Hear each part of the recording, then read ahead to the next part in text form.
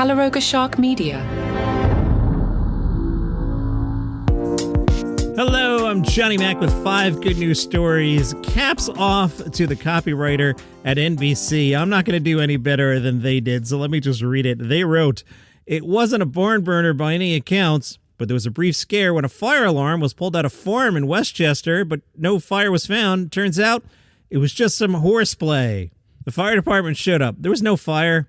There was no human that pulled the fire alarm. The only one close to the fire alarm, Jax the horse. Authorities believe Jax reached out of his stall and bit down on the alarm. Jax the horse was warned, don't horse around in the future. I love it. Nice job by PBS Kids. They have now made programs available in American Sign Language. The 6 series that offer ASL integrations are Arthur, Alma's Way, Daniel Tiger's Neighborhood, Donkey Hody, Work It Out Wombats, and Pinkalicious and Peterific. Each feature 10 episodes dubbed into ASL. PBS Kids already offers closed captioning on its broadcasts, as well as games that feature a way for neurodiverse kids to turn down the background noise so it's less distracting. The brand has also experimented with color contrast to make sure kids who are visually impaired are able to view everything on the screen. That's awesome.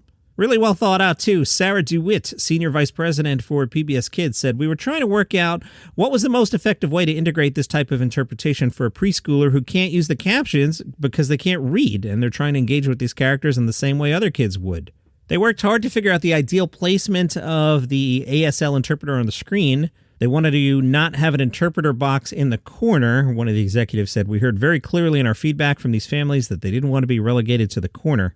DeWitt said, "We're starting with these 60 episodes, which was a pretty big chunk, and then we'll be able to see how kids can engage with the different approaches with the different shows to make sure it's resonating. Our hope would be that we can continue to work with these organizations and expand beyond this." The NFL draft is over, but the materials from the stage are being put to good use. Turf, fencing, set pieces, and other materials used for the draft are being donated to local nonprofits, including, now this copy cracks me up. The copy reads, including Detroit Dog Rescue, a Detroit Dog Rescue.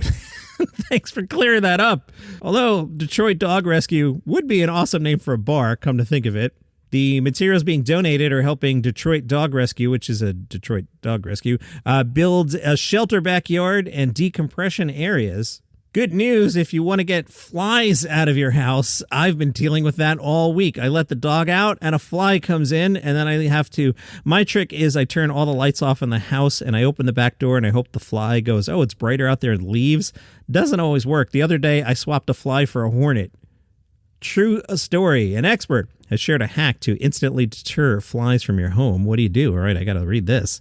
The article's scaring the heck out of me, pointing out that besides just being annoying, flies can spread salmonella, typhoid, and E. coli, so you got to get rid of the flies, yeah. The expert tells us anything that contains essential oils, such as lemongrass or peppermint, will keep the flies at bay. The fragrances give off a strong smell that deters flies from entering your house. So all I have to do is get some peppermint? That's cool.